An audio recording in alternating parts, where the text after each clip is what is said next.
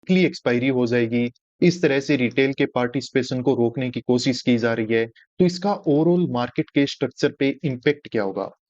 देखो, मेरा मानना ये है कि ज्यादा बड़ा कोई इम्पैक्ट होगा नहीं। ये हमारे लिए एक अच्छी ही बात है, जो सीरियसली मार्केट में काम कर रहे हैं उन लोगों के लिए। किस तरीके से? Hello traders, welcome back. आज के हमारे इस स्पेशल वीडियो में मैं आप लोगों के साथ डिस्कस करूंगा। अभी अक्टूबर के महीने में स्टार्टिंग में सेबी ने कुछ नई गाइडलाइंस हैं, कुछ नए जो रूल हैं, वो इंडेक्स का जो डेरिवेटिव ट्रेडिंग होता है उसके लिए इंट्रोड्यूस किए हैं। लगभग 6 रूल हैं। ये रूल है क्या, कैसे इनको इम्प्लीमेंट किया जाएगा, और इस वजह से इंडेक्स में क्या क्या चेंज हुआ है, ये जो ट्रेडिंग है वो कैसे चेंज हुई है, वो सब कुछ इस वीडियो में हम डिस्कस करेंगे। इसके अलावा सबसे इम्पोर्टेंट ये है कि इस तरह के जब रूल आए हैं, नए रूल आए हैं, ये जब इम्प्लीमेंट होंगे, तो अब काफी सारे जो सीरियस ट्रेडर्स हैं जो कम कैपिटल से काम कर रहे हैं, क्योंकि सेबी ने इन रूल को इंट्रोड्यूस किया है कि जो रिटेल पार्टिसिपेशन है इंडेक्स और ये जो डेरिवेटिव ट्रेडिंग है इसमें, ये रैपिडली ग्रो कर रहा है। और ग्रो ऐसे नहीं है कि लोग इसको अच्छे से मैनेज करके एज ए बिजनेस कर रहे हैं। इसको एज ए स्पेक्यूलेशन, सट्टेबाजी के तौर पे यूज किया जा रहा है। तो उसी पार्टिसिपेशन को जो रिटेल का है उसको कम करने के लिए, उसको रोकने के लिए इस तरह की गाइडलाइन और रूल है वो इंट्रोड्यूस किए गए हैं। तो अब हम इनको समझते हैं कि अगर कोई हमारे जैसे ट्रेडिंग कर रहा है, एज ए बिजनेस इसको मान के चल रहा है, जिसका मोटिव बिल्कुल भी ये नहीं होता है कि हम यहाँ पे स्पेक्यूलेशन कर लें और शॉर्ट टर्म में बहुत ज्यादा पैसा बना लें। ऐसे हमारे मोटिव नहीं है, हम इसको एज ए बिजनेस कर रहे हैं। तो हम लोगों को ये कैसे इम्पेक्ट करेगा, हमारे लिए इसमें क्या अच्छा हुआ है या फिर हमारे लिए इसमें कुछ बुरा हुआ है, वो सब भी मेरा जो व्यू है मैं आप लोगों के साथ शेयर करूंगा। तो इस वीडियो को आप जरूर से पूरा देखिए, आपको काफी कुछ है वो पता चल जाएगा। मैं बिल्कुल डिटेल में सब कुछ डिस्कस है वो करने वाला हूँ। सबसे पहले चलो मैं आपको जल्दी जल्दी बता देता हूँ कि सेबी ने जो कुछ से नए रूल बनाए हैं इंडेक्स डेरिवेटिव्स के लिए, तो ये है क्या, इनसे इंट्रोडक्शन आपका मैं करवा देता हूँ और फिर हम क्विकली देखेंगे कि इनका इम्पेक्ट क्या होगा अब हम पे। तो ये जो सेबी का सर्क्यूलर है, ये 1 अक्टूबर 2024 को सेबी ने अपनी ऑफिशियल वेबसाइट पे इसको पब्लिश किया है। और ये जो रूल हैं वो इम्प्लीमेंट कब होंगे, वो आगे इसमें सब कुछ लिखा हुआ है, तो वो हम यहाँ पे देखते रहेंगे। अगर जिस वेबसाइट से ये मैं आप लोगों के लिए रिकॉर्ड कर रहा हूँ, आप भी इसको विजिट करना चाहो, इसको देखना चाहो, तो ये जेरोदा का वेबसाइट है जिसका लिंक आपको वीडियो के डिस्क्रिप्शन बॉक्स में मिल जाएगा। आप वहां से इसको विजिट करके देख लेना। जो सबसे पहला रूल नंबर 1 यहाँ पे आपको दिखाई दे रहा है, तो वो है कि इंक्रीज इन कॉन्ट्रैक्ट साइज। अब ये कॉन्ट्रैक्ट साइज है क्या, जल्दी से मैं आपको एक बार समझा देता हूँ। अभी मान लो कि बैंक निफ्टी में आपको पता है कि एक लॉट हम अगर बाय करते हैं तो उसमें 15 क्वांटिटी रहती है। तो बैंक निफ्टी की अगर बात की जाए कि कॉन्ट्रैक्ट साइज क्या है, तो बैंक निफ्टी मान लेते हैं कि ऑन एन एवरेज चल रहा है 50,000 के लेवल पे। ठीक है, इस 50,000 को अगर हम इस 15 से मल्टीप्लाई कर देंगे तो ये आएगा 7.5 लाख। तो अगर आपसे अगर कोई पूछे, आपको जानना है कि बैंक निफ्टी का ये जो कॉन्ट्रैक्ट साइज है वो कितना है, तो ये कितना है, 7.5 lakhs। ठीक है। तो अभी जो सेबी के रूल एफएनओ ट्रेडिंग के रिगार्डिंग, डेरिवेटिव जो ट्रेडिंग हो रही थी इसके रिगार्डिंग जो बना के रखे थे, तो उसमें रूल ये था कि ये जो कॉन्ट्रैक्ट साइज है इसकी वैल्यू हर एक इंडेक्स के लिए 5 लाख से लेके 10 लाख तक रखी जाएगी। और अभी 20 नवंबर 2024 के बाद सेबी ने बोला है कि इस वैल्यू को हम बढ़ा के 15 लाख से 20 लाख कर देंगे। अब इसमें होगा क्या, इसके इम्पेक्ट क्या होंगे? देखो, बैंक निफ्टी में आपको अब एक, मतलब जो मिनिमम आप बाय कर सकते थे वो कर सकते थे एक लोट जिसमें कि 15 क्वांटिटी थी। अब 20 नवंबर के बाद ये जो क्वांटिटी है वो लगभग कितनी हो जाएगी, 30 हो जाएगी। मिनिमम 30 हो जाएगी, या फिर हो सकता है कि 35 भी आपको देखने को मिले। पर मुझे लग रहा है कि इसको 30 ही रखा जाएगा, 30 से ज्यादा है वो नहीं किया जाएगा। क्योंकि जो कॉन्ट्रैक्ट वैल्यू है अभी कितनी है, 7.5 लाख, पर उसको इन्हें इंक्रीज करके करनी कितनी है, फिक्स कितने पे करना है, 15 लाख से लेके 20 लाख के बीच में। यानी कि इसको जस्ट उन्हें क्या करना पड़ेगा, डबल करना पड़ेगा। तो इसी तरीके से क्या होगा कि बाकी और जो इंडेक्स हैं, उनका भी आप यहाँ पे आइडिया लगा सकते हो कि फिलहाल उनका जो लोट साइज है वो कितना है, 25, जैसे किसका है, निफ्टी का। 20 नवंबर के बाद जब ये नए रूल इंप्लीमेंट हो जाएंगे और जो कॉन्ट्रैक्ट साइज है वो 15 से 20 लाख हो जाएगा, तो यहाँ पे जो नया लोट बनेगा उसमें मिनिमम आपको 60 क्वांटिटी तो देखने को मिलेगा ही मिलेगा। हो सकता है 5-10 क्वांटिटी ज्यादा हो जाए, पर मिनिमम मान के चल लो कि 60 क्वांटिटी तो आपको वहां पे देखने को मिलेगा। आपका जो पर क्वांटिटी बाइंग प्राइस था, जैसे आपको पता है कि बैंक निफ्टी में हम बाय करते थे तो ऑन एन एवरेज हमें प्राइस कितना मिलता था, 250-300 रुपए। तो वो तो उतना ही रहेगा, 250-300। उसमें आपका पैसा आपको ज्यादा देना पड़ेगा, कम देना पड़ेगा, वो कोई चेंज नहीं है, वो एज इट इज रहेगा। बस होगा क्या कि आपका ये जो लॉट साइज है ना, ये बढ़ा दिया जाएगा। इससे पहले, साल भर पहले, बैंक निफ्टी का जो लोड साइज है उसमें लगभग 25 क्वांटिटीज आई गेस होती थी, हाँ 25 होती थी। फिर इसको रिड्यूस करके 15 किया गया, और अब वापस से ये क्या हो जाएगा, ज्यादा कर दी जाएगी, जो कि कितनी हो जाएगी, लगभग 30। बाकी इंडेक्स का अगर आप देखना चाहो तो इस लिस्ट में आप यहाँ पे देख सकते हो। तो इसमें ये समझ लीजिए कि वैसे कोई दिक्कत नहीं है, जो आपका प्रॉफिट और लॉस से पहले आप जैसा जितना मैनेज करके रख रहे थे उतना हो जाएगा। बस बात वो है कि एक छोटा ट्रेडर जो पहले एक लोट को बाय करके जो कम क्वांटिटी में मार्केट में अपना एक्सपीरियंस बना सकता था, जैसे मैं अभी काम कर रहा था, तो 15 क्वांटिटी पे मुझे कितना रिस्क लेना था, 1000 रुपए। यानी कि 1000 रुपए की रिस्क लेके मैं मार्केट को सीख पा रहा था। पर ये रूल इंप्लीमेंट होने के बाद वो फैसिलिटी आप पे पास नहीं रहेगी। अगर आप अपना कोई सेटअप बनाओगे तो उसमें जबरन आपको डबल क्वांटिटी है वो बाय करनी ही पड़ेगी, और आपका जो रिस्क है वो भी यहाँ पे क्या हो जाएगा, डबल हो जाएगा। यानी कि अगर कोई नया ट्रेडर आ रहा है तो उसके लिए यहाँ पे मार्केट को सीखने का जो एक्सपीरियंस था या फिर उसकी जो फीस थी, अब वो यहाँ पे क्या हो जाएगी, डबल हो जाएगी। तो नए ट्रेडर है ना, अब वो थोड़ा सा क्या होगा, उनमें हिचकिचाहट हो जाएगा ये डेरिवेटिव ट्रेडिंग को लेके। आगे जो नया एक और रूल है वो है कि कैलेंडर स्प्रेड वगैरह का जो बेनिफिट मिलता था एक्सपायरी डेज पे, वो अब आगे से नहीं मिलेगा। अब ये क्या है क्या नहीं है, मुझे इसके बारे में आइडिया नहीं है, क्योंकि ये बेसिकली जो ऑप्शन सेलिंग्स करते हैं ना, उन लोगों के काम की बात होती है। तो हमने ऑप्शन सेलिंग की नहीं है, इसके बारे में मुझे ज्यादा नॉलेज भी नहीं है। पर यहाँ पे इन्होंने एक एग्जाम्पल दे के रखा है, तो उसके जरिए थोड़ा सा देख लेते हैं, फिर हम आगे बढ़ जाएंगे इसमें। मान लो कि आपने क्या करके रखा है कि एक शॉर्ट ऑप्शन है, वो लेके रखा है, जिसकी एक्सपायरी कहाँ पे होगी, 31 जनवरी को होगी। और मार्जिन उसमें आपका कितना लगा, 1 लाख लगा है। और फिर आपने क्या करके रखा है कि एक लॉन्ग ऑप्शन है वो भी लेके रखा है, जिसकी एक्सपायरी कब होगी, 28 फरवरी को होगी। यानी कि इसके नेक्स्ट मंथ इसकी एक्सपायरी है। और दोनों क्या है, एक दूसरे के अपोजिट है। एक में आपने शॉर्ट यानी कि सेल करके रखा है, और एक में आपने बाय करके रखा है।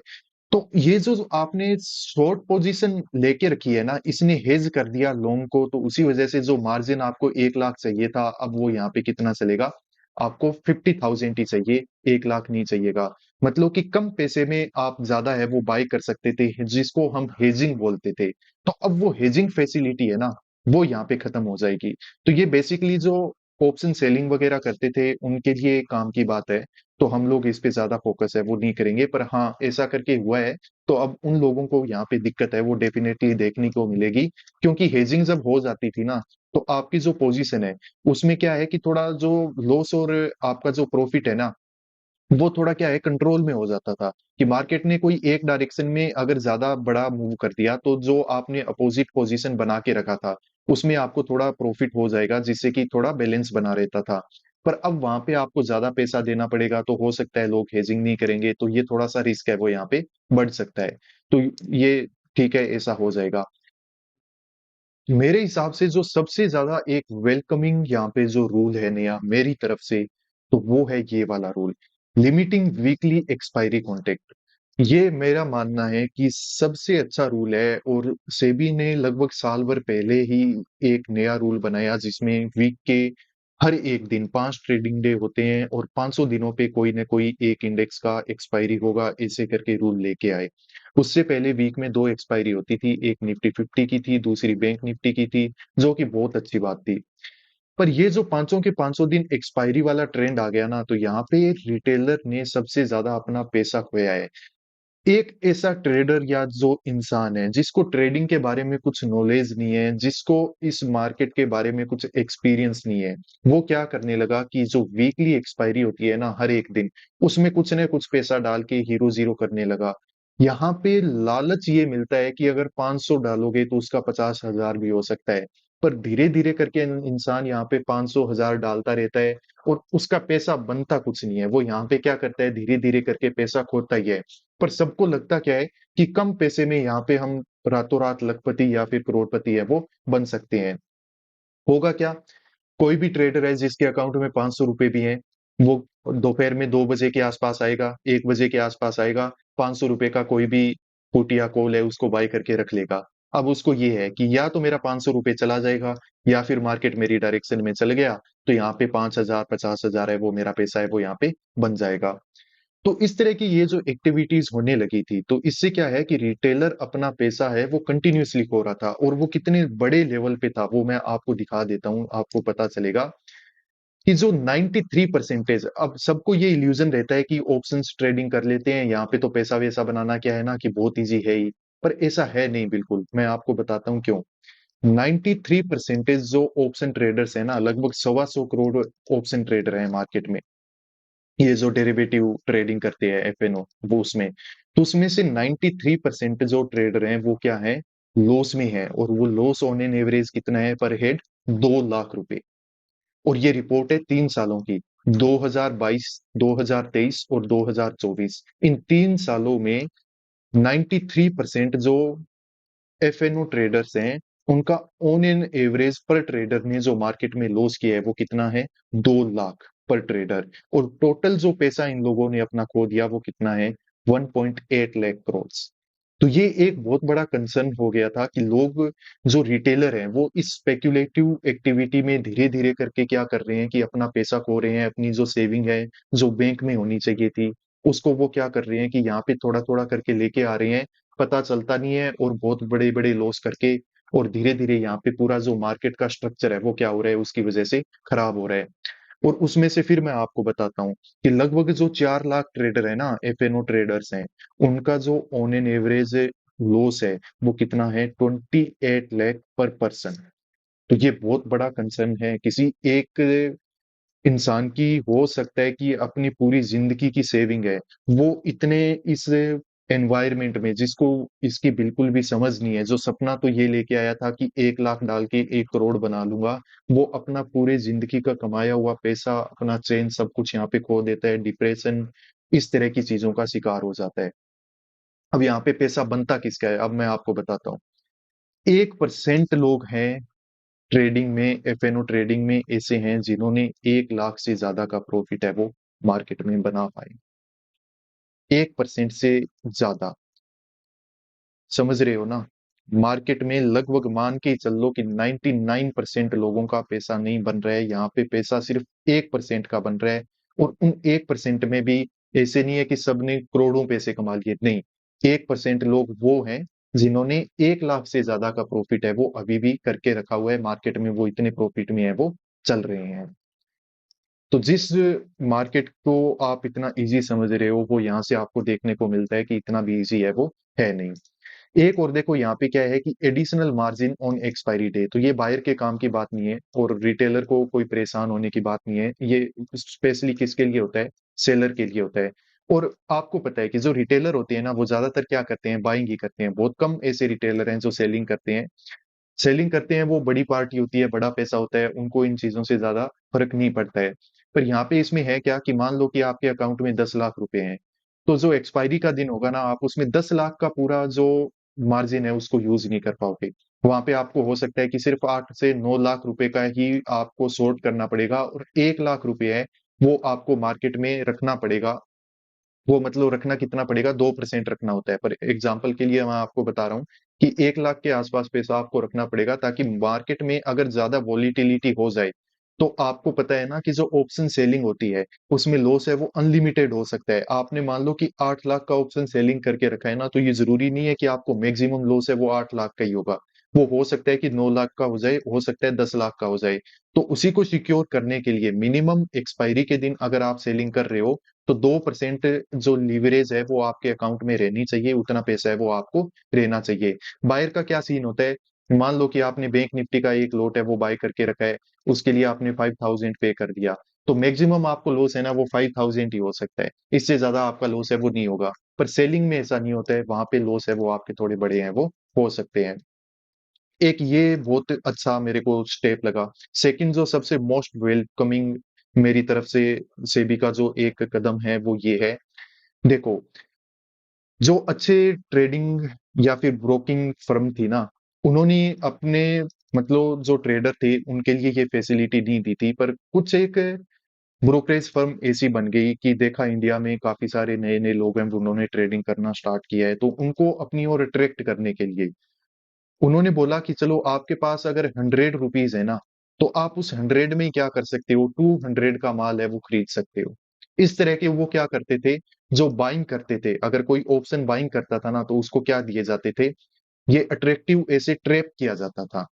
अब इसमें क्या होगा कि आप अपनी लिमिट से ज्यादा का बाई करके और जल्दी जल्दी स्टॉप लॉस करके इस तरीके से अपना ये जो सब कुछ होके है वो चले जाते थे, इसको एमटीएफ बोलते हैं I guess, marginal trading facility. Angel One वगैरह जैसे ये जो ट्रेडिंग प्लेटफॉर्म है ना, वो ये वाली फैसिलिटी है वो प्रोवाइड करते हैं, जेरोदा वगैरह में तो नहीं है ये। ठीक है, तो अब सेबी ने बोला है कि इस तरीके की जो ट्रेडिंग है वो नहीं होगी। अगर कोई बाय कर रहा है 5000 का आइटम उसको बाय करना है तो उसको 5000 रुपए पूरे पे करने पड़ेंगे, ऐसा नहीं है कि कोई फर्म है उसको वो 2500 रुपए में ही 5000 का आइटम है वो बाय करने की फैसिलिटी है वो दे रही है, तो अब वो है वो क्या हो जाएगा, बंद हो जाएगा। आगे वाला पॉइंट है वो है कि इंट्राडे मॉनिटरिंग है वो पोजीशन की, तो मॉनिटरिंग ऑफ पोजीशन लिमिट से, तो ये हमारे काम की बात नहीं है, ये बड़े लोगों की और बड़ी बातें हैं। इसमें क्या है कि जो कोई भी एक डेरिवेटिव एनालिसिस है, सॉरी जो एक डेरिवेटिव इंडेक्स है ना, उसमें पर पर्सन 5% से ज्यादा का जो होल्डिंग है वो एक एंटिटी कर नहीं सकता है। और अगर कोई ब्रोकरेज फर्म है तो उसके पास 15% से ज्यादा का जो शेयर है उसे पूरे डेरिवेटिव इंडेक्स का हो नहीं सकता। तो उसका एनालिसिस क्या है कि अभी दिन के आखिर में होता था, अब वो बोल रहे हैं कि थ्रू आउट द डे होगा, तो ये ज्यादा काम की बात है वो हमारे लिए है नहीं। अब यहाँ पे देख लो, जो कॉन्ट्रैक्ट साइज इंक्रीज है वो 20 नवंबर से हो जाएगा, एक्सपायरी है कम है वो भी 20 नवंबर से हो जाएगी, और एडिशनल मार्जिन जो एक्सपायरी डे था वो भी क्या हो जाएगा, 20 नवंबर से हो जाएगा। बाकी ये जो हेजिंग वाले थे और प्रीमियम जो थे और ये मॉनिटरिंग थी, ये सब क्या होगा 2025 में देख लो, अलग अलग टाइमलाइन है वहां पे ये होता रहेगा। ये जो 3 रूल है ना हमारे लिए सबसे इंपॉर्टेंट यही है, increase in contract size, limiting weekly expiry contract, additional margin on expiry days। अब सबसे पहले मैं अपना व्यू शेयर करता हूं इस पहले पॉइंट पे। मेरे हिसाब से सेबी ने ये बिल्कुल सही नहीं किया है, इंक्रीज इन कॉन्ट्रैक्ट साइज। उनके पीछे करने का जो उन्होंने लॉजिक दिया है कि कम पार्टिसिपेशन हो, हर कोई रिटेलर आके यहाँ पे आ रहा है और डेटा शो कर रहा है कि 93% का कम से कम 2 लाख रुपए का क्या है, लॉस है। 1% लोग ऐसे हैं जो 1 लाख से ज्यादा का यहाँ पे प्रॉफिट कर पा रहे हैं। तो ये दिक्कत तो है, वैसे देखा जाए ना तो ये दिक्कत तो है। पर इस तरीके से इस दिक्कत को सोल्व करना, अब जो नए ट्रेडर हैं जो जेन्युइनली आके यहाँ पे काम करना चाहते हैं, तो मार्केट में ऐसी कोई घुंटी नहीं है कि आपको कोई घोंट के दे देगा और आप एक अच्छी ट्रेडर बन जाओगे। यहाँ पे तो यही है कि आके काम करना पड़ेगा। अब वो काम करने का जो रिस्क है पहले कम था, जैसे आज 15 क्वांटिटी लेके मैं 700-800 का रिस्क लेके काम कर पा रहा था। ठीक है, अगर मैं 5-6 महीने मेरे को मार्केट सीखना है तो मुझे ज्यादा लॉस नहीं होगा। अब अगर बेचारा कोई आके इस मार्केट को सीखेगा तो ये जो सीखने का कॉस्ट है ना, उसका ऑब्वियसली डबल हो जाएगा। तो ये एक मतलब वेलकमिंग नहीं है मेरी तरफ से, ये एक अच्छी बात नहीं है।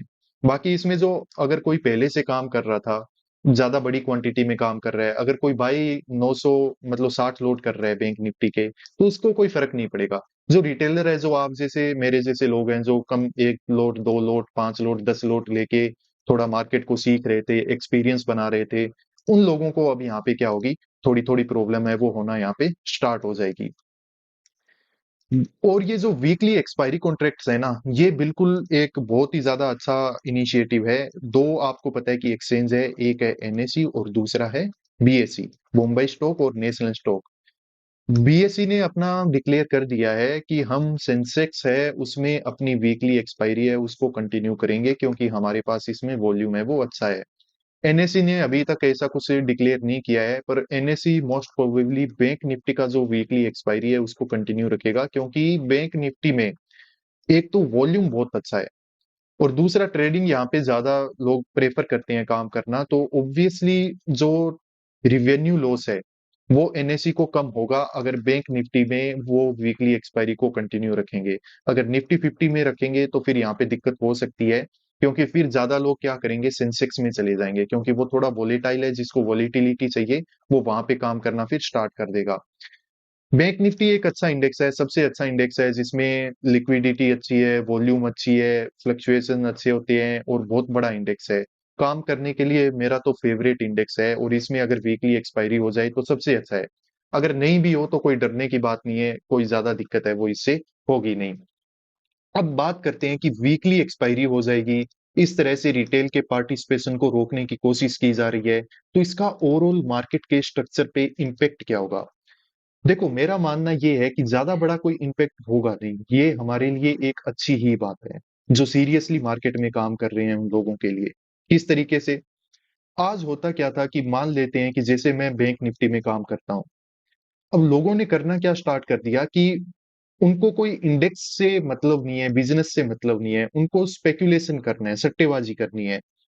हर एक ट्रेडर क्या कर रहे हैं कि जिसमें वीकली एक्सपायरी होती थी उसमें वॉल्यूम हाई हो जाता था, सब लोग वहीं पे जाके काम करते थे।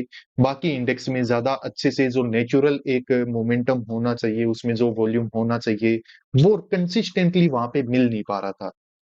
तो अब जो इस इंडेक्स में एक जो कंसिस्टेंसी है, इसका जो एक्चुअल बिहेवियर है वो हमको देखने को मिलेगा। ऐसे भी नहीं है कि अचानक से किसी के स्टॉप लॉस हिट करने के लिए मार्केट में कोई बड़ा बहुत बड़ा मूव आ गया, और ऐसे भी नहीं होगा कि अचानक से कहीं पे किसी के स्टॉप लॉस हंट हो गए, किसी के बड़े बड़े स्पाइक मिल गए। यहाँ पे जो एक नेचुरल रिदम है ना मार्केट का वो बन जाएगा। लोग पहले एक तरफ जो इकट्ठा हो रहे थे डेली डेली, जो एक्सपायरी इंडेक्स था उसमें, तो अब वो नहीं होगा। तो इंडेक्स में ओवरऑल एक जो इक्वेनिमिटी है, जो यहाँ पे एक समता है वो बनी रहेगी। एक बैलेंस्ड अप्रोच है वो यहाँ पे चलेगी, जो कि मुझे तो लगता है कि बहुत ही अच्छा एक इंसेंटिव इनिशिएशन है ये सेबी का, और इसको मैं तो पूरी तरीके से सपोर्ट करता हूँ। और दूसरा देखो, सबसे इम्पोर्टेंट ये भी है कि अच्छा हो बुरा हो, लोगों में जब लालच आ जाता है उनको पता नहीं चलता है। तो ये जो स्पेक्युलेटिव इस तरह की एक्टिविटी थी, ओवरऑल देखा जाए तो लोगों का हो तो पैसा वेस्ट ही रहा था ना। इसको अगर रोकने के लिए इस तरह का इनिशिएटिव लिया गया है, तो I am totally agree with SEBI, और इस पूरे रूल का मैं तो पूरा तहे दिल से मतलब स्वागत करता हूँ। बहुत अच्छा ये कि ये रूल है वो लेके आए हैं। इसके अलावा जो मार्जिन फैसिलिटी है ये भी बहुत जरूरी है। आपके पास जितना कैपिटल है, जितना रिस्क ले सकते हो उतना ही लो। लोग क्या होते थे, लालच में आके अपनी कैपेसिटी से ज्यादा रिस्क लेना और इस तरीके के काम करते थे, तो उससे भी उनको क्या हो रहा था, ओवरऑल लॉस हो रहा था। बाकी जो नीचे वाले 3 रूल हैं इनका बड़ा कोई इम्प्लीकेशन देखने को मिलेगा नहीं। ये बात जरूर है कि जो डेरिवेटिव ट्रेडिंग थी अब उसमें वॉल्यूम थोड़ा सा कम हो जाएगा। जो स्पेकुलेशन जो लोग करते थे, अब उन लोगों को यहाँ पे काम करने में मजा आएगा नहीं, वो अब यहाँ पे काम करेंगे नहीं। पर जो रेगुलरली काम कर रहे थे, जो एंटिटीज बड़ी थी जो काम कर रही थी वो काम करती रहेगी। कोई दिन और रात का इतना बड़ा कोई चेंज नहीं हुआ है। अगर आप डर रहे हो ना कि हमने अभी काम करना स्टार्ट किया मार्केट में और इस तरह के रूल आके हमारे लिए तो मार्केट का पूरा स्ट्रक्चर ही खराब हो गया, ऐसा बिल्कुल नहीं है। मार्केट का जो ये इंडेक्स है वो अपने एक नेचुरल रिदम में चलता रहेगा। आपको करना क्या है, थोड़ा सा हम अच्छे से ऑब्जर्व कर लेंगे ना कि मार्केट में कितना वॉल्यूम कम हुआ है, प्राइस का जो फ्लक्चुएशन है, वोलेटिलिटी है, उसमें किस तरह के चेंजेस आए हैं, और हम अपने थोड़े से रिस्क रिवॉर्ड को अगर इधर उधर चेंज कर लेंगे तो मेरा आइडिया है कि हम यहाँ पे वापस से अच्छे से काम कर पाएंगे। किस तरीके से, अब बैंक निफ्टी में काम करते हैं, अब मान लेते हैं कि थोड़ा सा वॉल्यूम कम हुआ तो वॉलेटिलिटी कम हो जाएगा, तो हम क्या करेंगे, अभी अगर हम कितने 60 रुपीज का स्टॉप लॉस रखते थे, तो स्टॉप लॉस कितना कर लेंगे 50। अब हम टारगेट चाहते थे कि 70-80 रुपए का मिले, तो हम उसको थोड़ा कम करके कितना कर देंगे भाई, 65 टू 60 मिल जाए तो वो हम रेगुलरली उसको क्या कर लेंगे, बुक कर लेंगे। तो इस तरीके की एक्टिविटी करके हम तो खुद को एडजस्ट कर लेंगे, अडेप्ट कर लेंगे, और बाकी जो लोग पैसा खो रहे थे उन पे थोड़ी सी लगाम है वो यहाँ पे लग जाएगी। तो क्रक्स वगैरह आई होप आपको पता चल गया होगा, इतनी कोई बड़ी बुरी न्यूज नहीं है, बहुत अच्छा ही काम सेबी ने वैसे किया है। बस यहाँ पे जो एक काम गलत सेबी ने कर दिया वो है इस इंक्रीज इन कॉन्ट्रैक्ट साइज। अब अगर किसी को ट्रेडिंग सीखना है तो अब उसकी फीस है वो मान लो कि बढ़ चुकी है, क्योंकि यहाँ पे जो स्टार्टिंग में लॉस करके आप सीखने वाले थे ना, ऐसे अगर 30-40 हजार में सीख रहे थे, तो अब यहाँ पे क्या हो जाएगा, 60-70 हजार रुपए हो जाएंगे। तो ये एक थोड़ी सी दिक्कत है, बाकी और ऐसी कोई दिक्कत है वो मुझे दिख नहीं रही है। तो ये था आज का हमारा वीडियो। अगर इन रूल से रिलेटेड और सेबी के ने जो इनिशिएशन लिया है इसके रिगार्डिंग आपका जो व्यू है वो आप मुझे जरूर कमेंट बॉक्स में शेयर करो।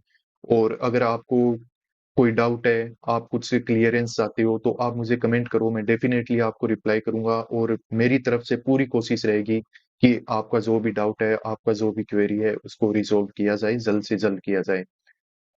ठीक है गाइस, आज के लिए इतना ही। इस वीडियो को यहीं पे एंड करेंगे, मिलते हैं नेक्स्ट वीडियो में। Bye, ta-ta, peace out.